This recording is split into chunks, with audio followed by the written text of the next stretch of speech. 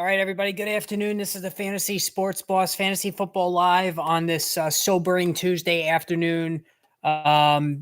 Just 24 hours after, in my opinion, was the most frightening episode I've ever seen in a sporting event, bar none. When Buffalo Bills safety Damar Hamlin went into cardiac arrest, they had to use a defibrillator on him and CPR and the whole bit as he was taken to the hospital, and he remains in critical condition. Bills organization just updated recently and said really nothing has changed. He is intubated. He has a pulse, which is, good news, I guess, but he's still in critical condition. And it sounds like this is something that's going to be, we're not going to get any clarity on the situation, it looks like, in terms of where Hamlin is with his health. But that's clearly the number one priority now. And, again, I went live last night shortly after this happened just to kind of express my shock and just, horror over what unfolded yesterday. And I have to say ESPN did a fantastic job covering it. Joe Buck and Troy Aikman and everybody in the studio there, Susie Colbert and Booger McFarland and Adam Schefter, for one, continually going to commercial and not allowing this to become a reality show, life or death reality show for everybody to see. I thought that was a great call by ESPN to keep going to commercials, not analyze the situation, and really just keep it moving. I think today there's a little bit of controversy about what really happened. Was the word given? And Joe Buck, just did an interview recently within the last hour with the New York Post. I just actually read it before I came on here, insisting that he was in fact told that the Bills and the Bengals had 5 minutes to get ready to restart the game. Troy Vincent swears up and down that did not happen. So you would hope and you would like to think that there was no way that Roger Goodell and company could be that crass, that short-sighted to even try to get these players to go back on the field within 5 minutes after witnessing such a horrible event. But, Sean McDermott and Zach Taylor both met up on the field, took the players off the field, and that was the obvious call. And today we've gotten word that the Bills-Bengals game will not be rescheduled for this week. It's not going to be made up this week. They're basically just putting it off for now. Will it get played? It may not, depending if it's needed. I know there was some playoff jockeying for home field advantage at stake here. But I think, and Bo, happy New Year to you. And yes, that was very hard to, as far as this game being made up, who knows? They have that extra week to play with between the championship games and the Super Bowl. So conceivably they could try to fit it in if it's needed. I just have a hard time even thinking that they're going to even bother to do that. There's a lot to take from this whole thing. I made note about how Stefan Diggs stayed behind and he took an Uber to the hospital to stay with Damar Hamlin and his family. I think he camped out at the hospital. He's just a class act, Stefan Diggs. I know he could be a little bit of a hot dog, but just a classy thing to do, the right thing to do. I'm surprised more Bills players didn't stay behind, but they went home for one reason or the other. I thought Josh Allen should have stayed as the quarterback of the team, but I'm not going to hold that against him or anybody. Just the fact that Stefan Diggs was there, I thought was a nice thing for him to do. As far as the good that comes out of this, if there can be such a thing, is the fact that you have all of these people that are contributing to the charity of Damar Hamlin. I believe it was some sort of a Toys for Tots program. And originally when he started this, the goal was, I believe, only $200,000. And it's up over $3 million. I think it might even be $4 million now as far as the money that's been raised. And it really shows you, we hear a lot of, the news is just chock full of things that people have done, horrible things that people have done to one another. Social media, same thing, just the cesspool of negativity. But in this case, it shows you that humanity can come together and do good things. And they did in this case. And myself personally, that one fantasy league I was talking about. And again, I'm not really interested in fantasy football today. That's why I didn't post any videos this morning about anything. But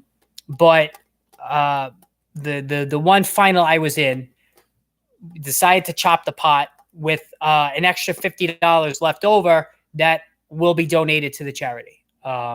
So I'm going to do that later on today. Wanted to confirm with the other party that yes, we were going to split, and I was up big. I was up like 34 points, but it didn't matter. So we're both going to be co-champions. And the extra $50 we're going to donate to Damar Hamlin's charity. So that's how we handled it. And also Fanatics, the sports apparel online company. Apparently there was a surge of people trying to buy his jersey. I guess may have a custom made. I don't know if it was already available, but people wanted to have it custom made because you can custom make jerseys on that site. Every dollar that will be sold for those jerseys are going to be donated to the charity. So great job by Fanatics. Just a tremendous job on their part. And this is a company wants to make money, right? But every dollar, every cent that will go into making these jerseys will go to his charity. So I thought that was great. It really was. And the fact that both teams came together and created that wall around the CPR that was being performed, I thought was fantastic. Not allowing the public, which we shouldn't have been shown that anyway, the CPR being performed on him, to give Damar Hamlin some dignity during this whole thing. Both teams surrounding him like that to create sort of a barrier or a wall so the viewing public couldn't watch it. I thought that was a great thing for them to do. So, it's one of those things, that I think everybody gets that moment where they realize, you know what, that's what's more important. Not winning championships, not the trivial things in life, but this kid's health. Second-year player, I believe he was a 6th round draft pick from Pittsburgh. Probably doesn't have a lot of money, and living his dream. His mother's at the game, and she had to, come down and ride the ambulance with him. It's just every parent's worst nightmare. Anybody who's a parent, I have two kids myself. It's every parent's worst nightmare. It was really tough to watch that last night. And what really, I would say 99% of the people that were posting, last night on social media were positive messages. I was really disgusted and flabbergasted to see, and well-known pundits hinting without saying so that, maybe it was the vaccine that caused him to collapse. You really got to be the biggest douchebag known to man hours after this happened to even insinuate something like that. And now this channel, I'm not getting into politics. This channel is not about that. Just making a blanket statement over the ridiculousness of those comments. And again, well-known people in media posting stuff like that on Twitter, just sickening, horrific. Skip Bayless, another one, talking about how the game needed to be played because there was playoff nonsense. I mean, it's just ridiculous. And anybody who's worried about their bets or fantasy football, you really need to get a grip. You really need to re-examine your life. It's as simple as that. You really need to re-examine your priorities in life after witnessing something like that and having the foresight to think that was okay to post something like that. So, again, this is a real touch and go situation. We don't know anything other than the latest update that was given about an hour ago by the Bills, that he's still in critical condition. We still don't know what this is going to look like, even an hour from now. The game, of course, is not going to be made up this week, nor should it be. Um, I don't think it's going to impact the rest of the games on the schedule, but who knows? And I'm not really concerned about that at this point. It's really just all about Damar Hamlin. And God forbid if this really takes a turn for the worse, then I seriously doubt we even have a week 18, which is fine. It's and you start to think to yourself too. What was the real cause here in terms of how does a young man like this, how does this happen? You can't explain it, and anybody who's old enough, Hank Gathers, who died on the court, the basketball court, Loyola Marymount, the Detroit Lions player who died, the only ever on-field death for the NFL. I believe his name is Chuck Hayes. I believe that was his name. You just can't explain some of this stuff, and there's just no way. There's no way to even try to wrap your head around it. One thing I did see that there was a cardiologist who was on, I think it was ESPN, one of the ESPN shows was saying that every moment your heart beats, that 1 millisecond where it's sort of at a resting phase, it beats and then it rests for like a half a second and then it beats again.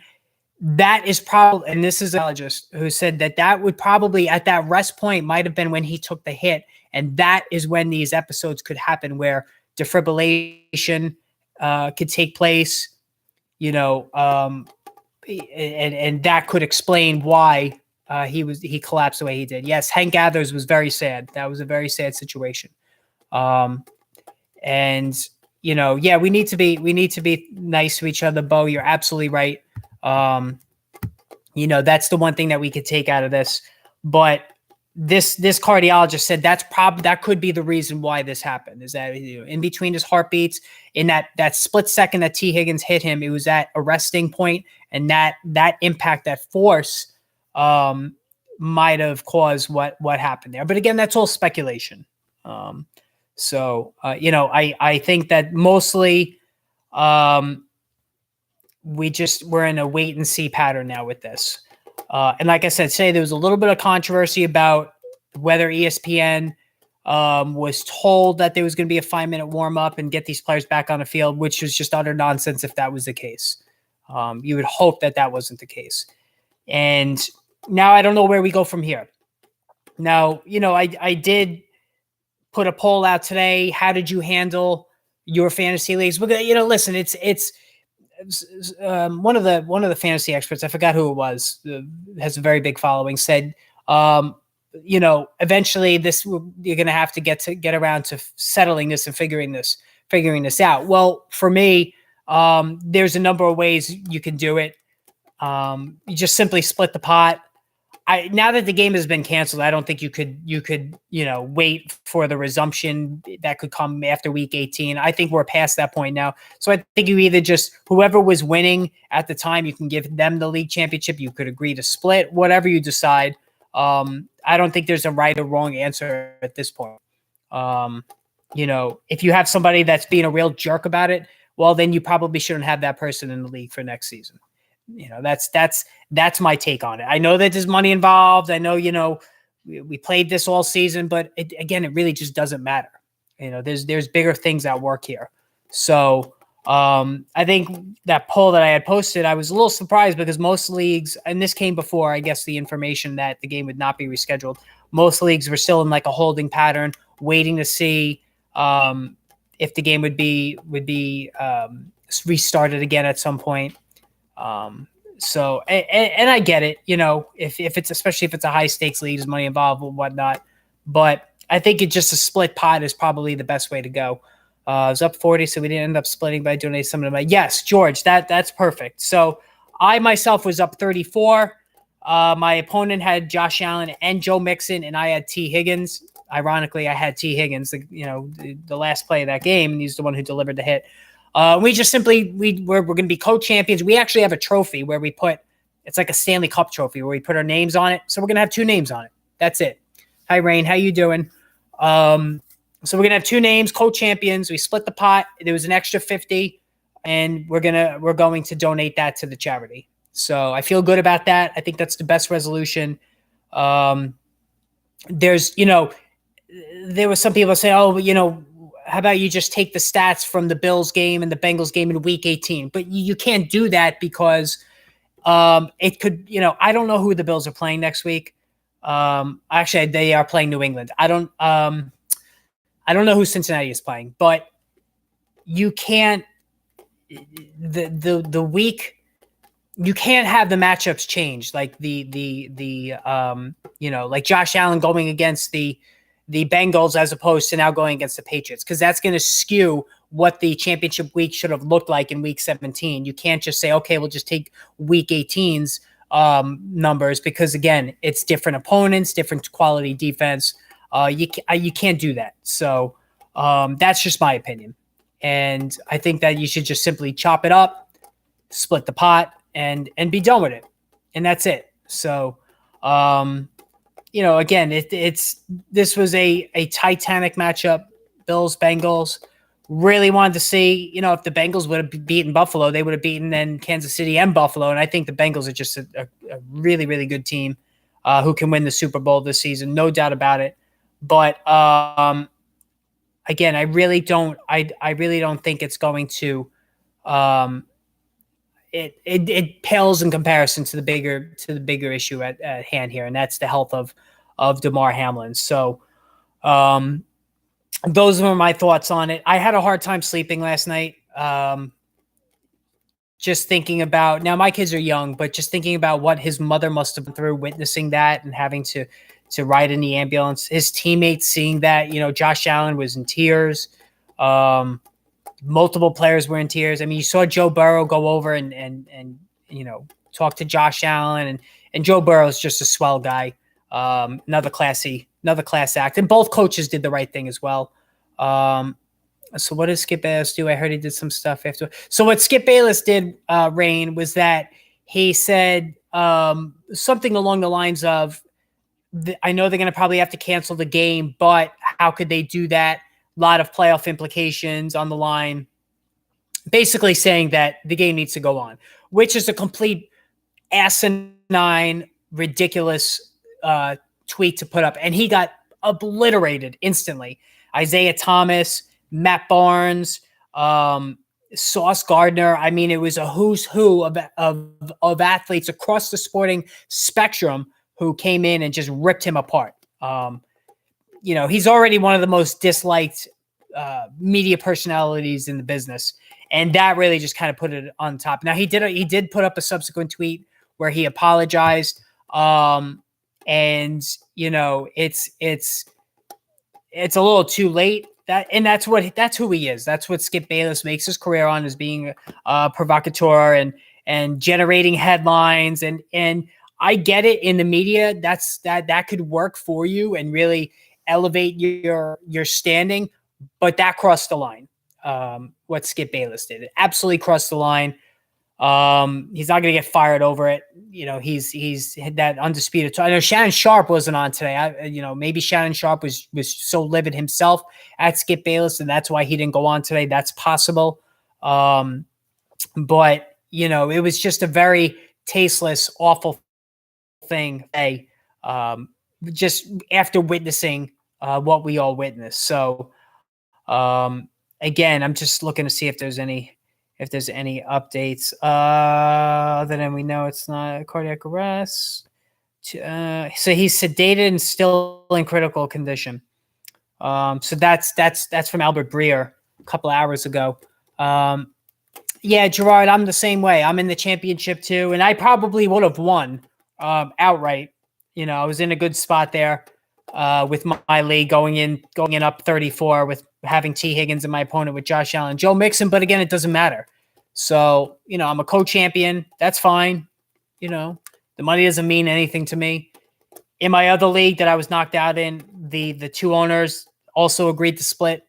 So there wasn't even any discussion about waiting. And I think it's in bad taste if you're that guy that says, you know what, I want to see how this unfolds. I'm winning. Let's see how it plays out. Baloney.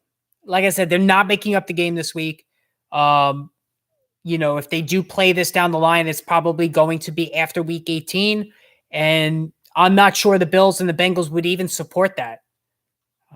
it's A, it's going to add more wear and tear to their bodies.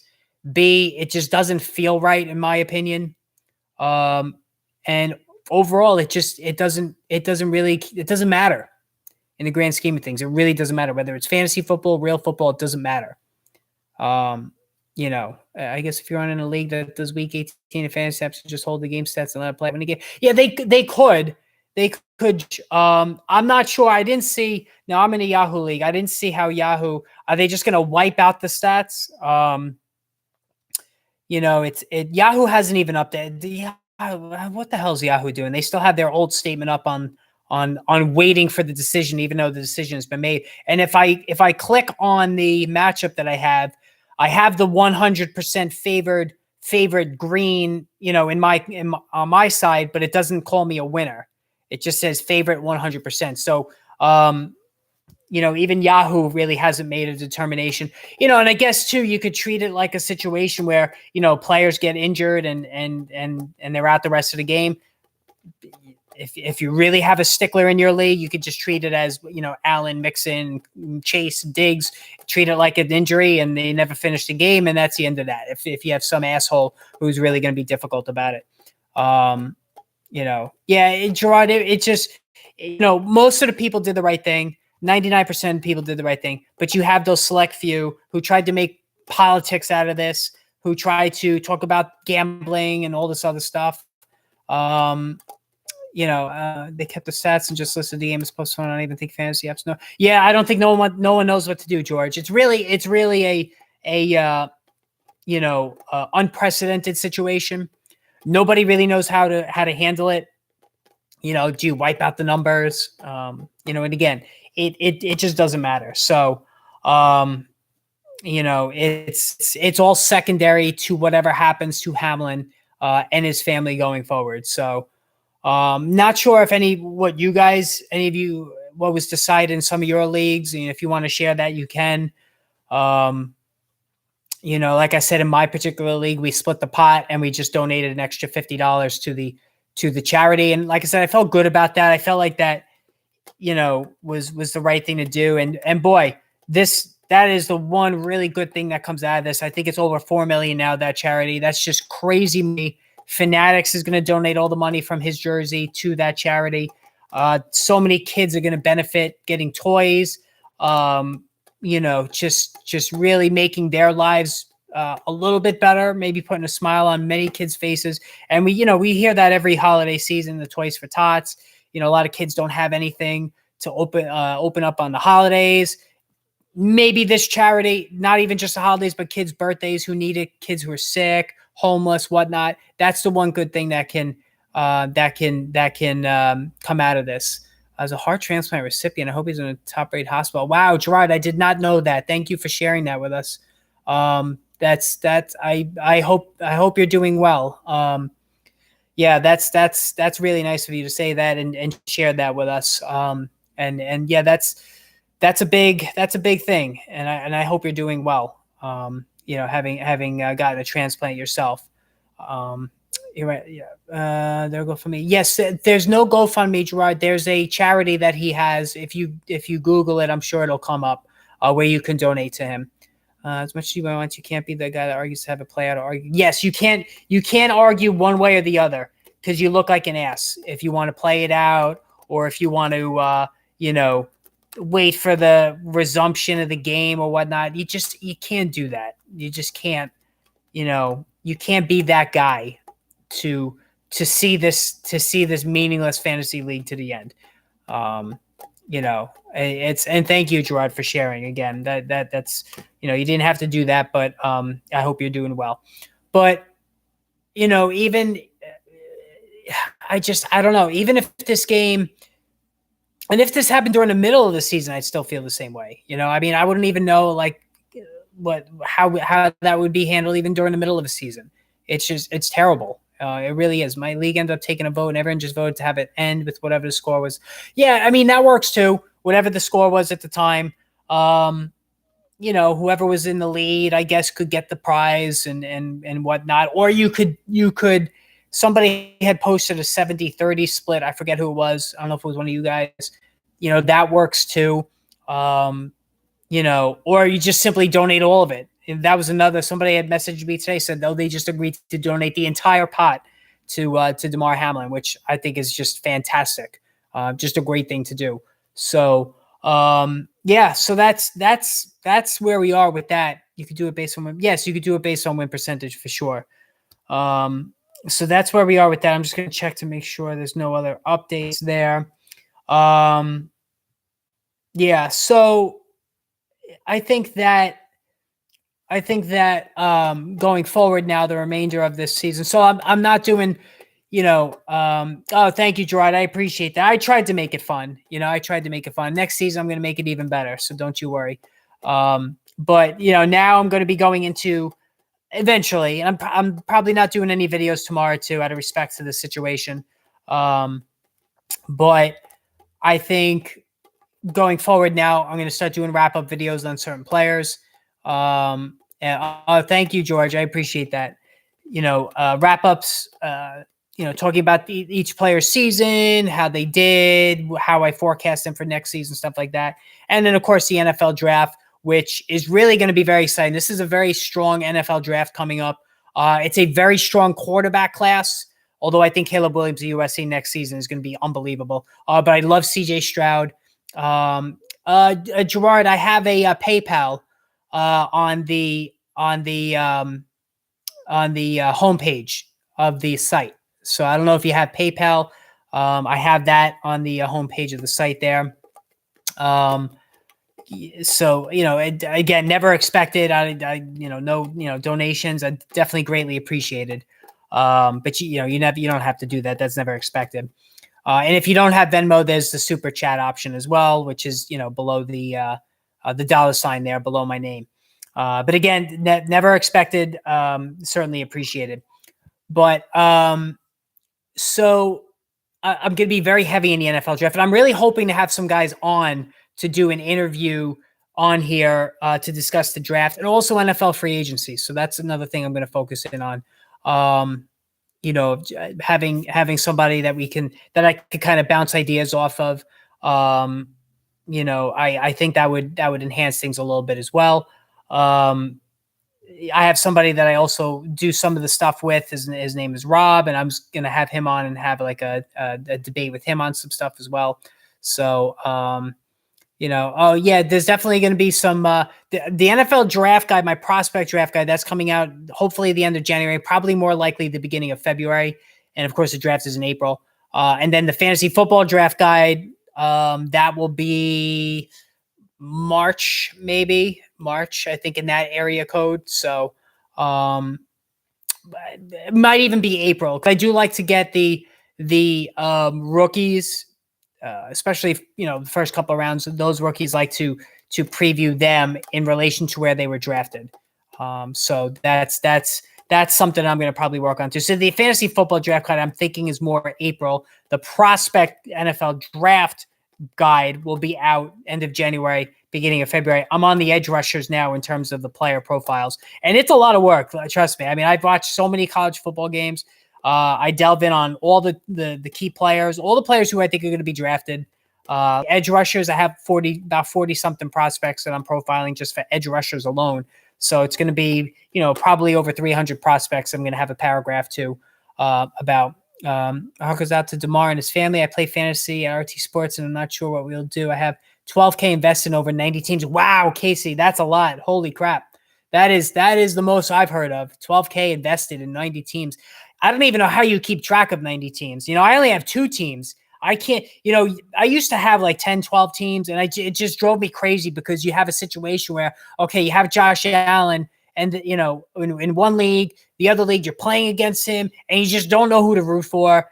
You could play it out where like, at the end of the week, you just check to see if you won or not. That's not fun for me. I like to live and die with each game. What is your biggest lesson learned this season in terms of where to? Oh, George, that's easy, 100%. So the dual threat quarterback, that is the one of the biggest lessons. You have to get that dual threat quarterback, and you really, really, really need to draft receivers early as opposed to running backs who continue to get hurt at a high rate.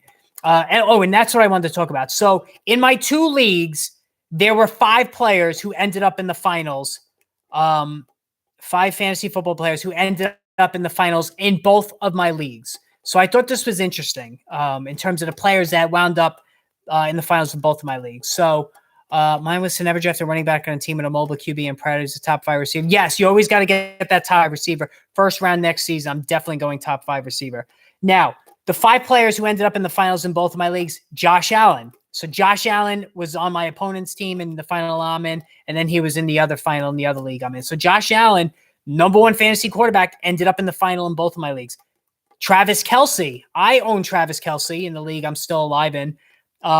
He ended up in the final in both of my leagues, and that makes sense. The number 1 quarterback and the number 1 tight end by a mile. It turned out to be no contest between him and Mark Andrews. Talking about Travis Kelce.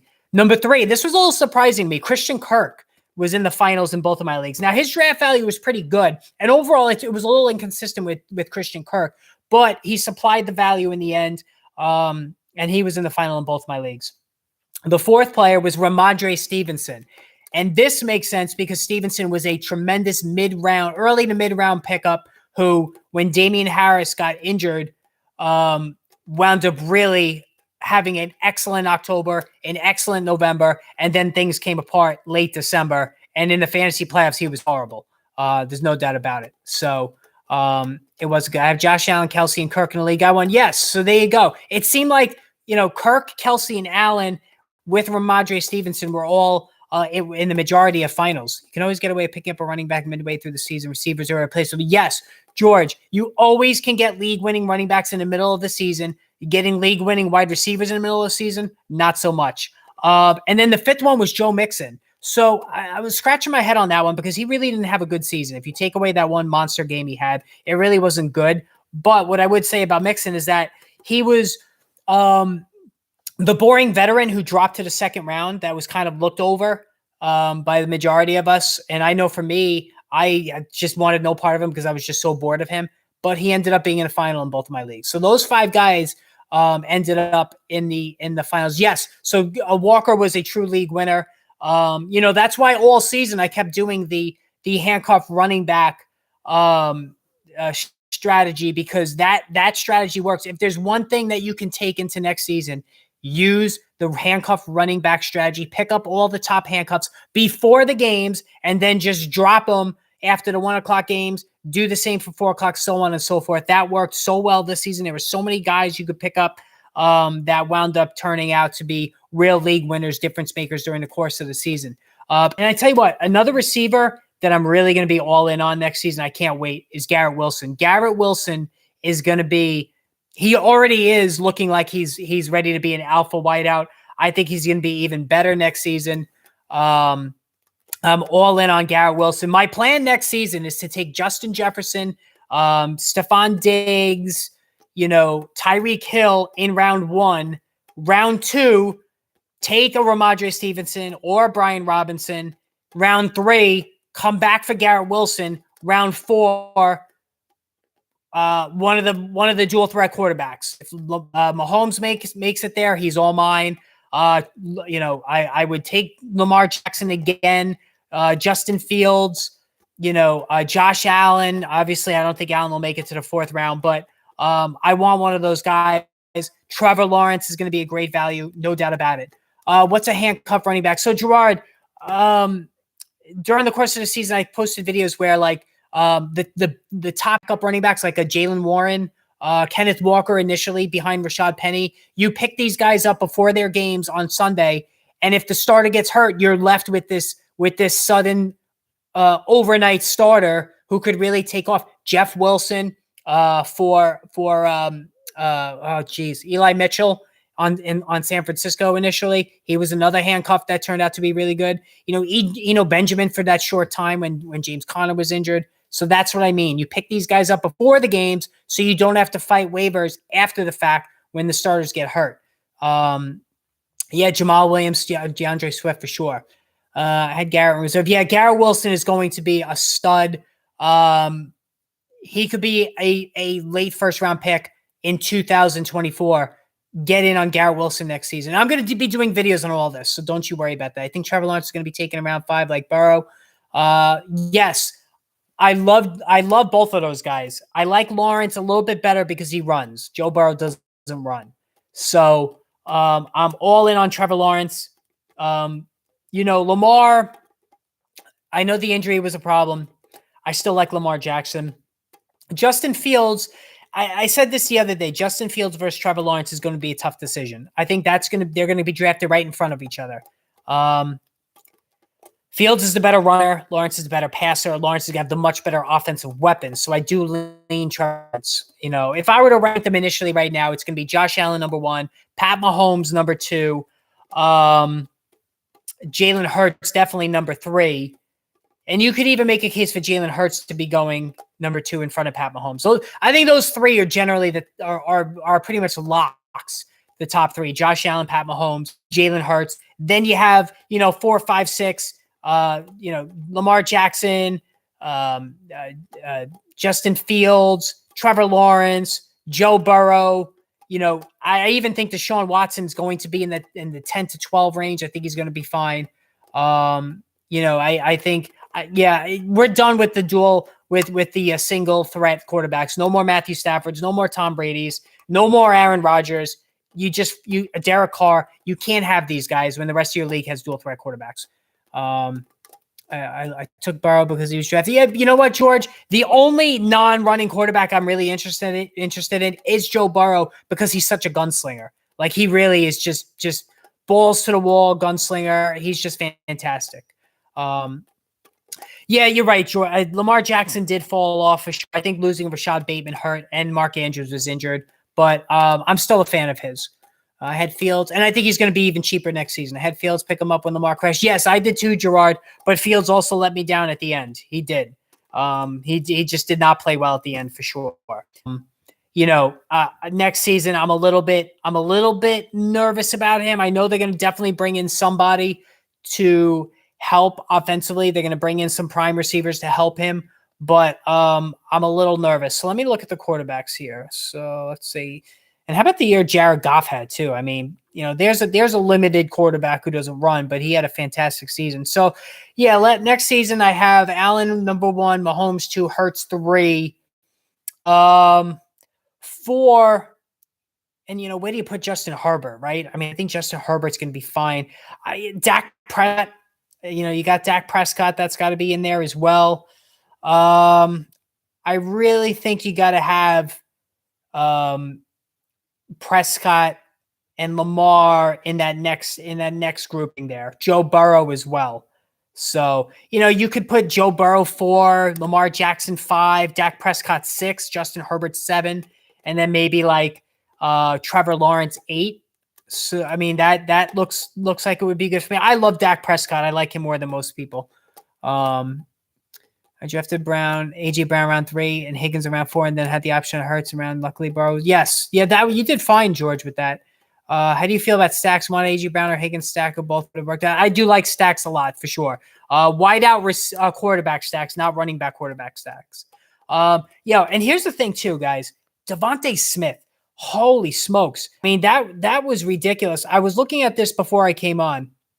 So Devontae Smith, his last, going back to week 8, his targets each game from week 8 on, these were his targets: 8, 2, 8, 9, 9, 8, 8, 8, 12, and 13. Over 100 yards 4 of the last 5 games. Holy shit. Devontae Smith, he was a league winner. I own Devontae Smith. He, more than anybody, helped me get to the finals down the stretch of the season. I mean, he was unbelievable, Devontae Smith. The amount of targets, A.J. Brown had some big plays himself, but it was Devontae Smith who really kind of took over things towards the end of the season there. Just crazy, crazy stuff. Whew. Anyway, all right, guys. So I think I'm going to end it here. I wanted to touch base with you. I'll be back on again tomorrow, so make sure you look for the stream. Hopefully, we have some updates on Damar Hamlin. Thank you for coming in and letting me vent a little bit. I appreciate that. Again, make sure tomorrow you tune in, hit the subscribe, hit that notification button. Hopefully, we have some good news on Damar Hamlin, and we can start getting a little bit back to normal. Whatever that might normal might be. So again, guys, have a great night. I will chat with all of you tomorrow. Take care.